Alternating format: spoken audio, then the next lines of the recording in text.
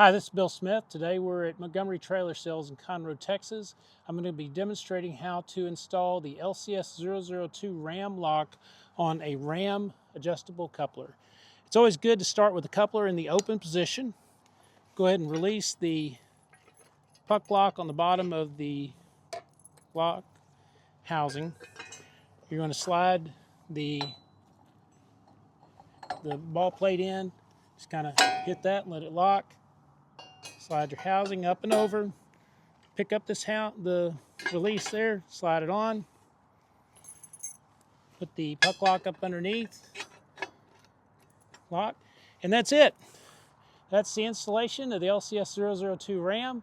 You can obtain this either at your local dealer, such as Montgomery Trailer Sales, or you can get on my website at shop s5locks.com. Thank you.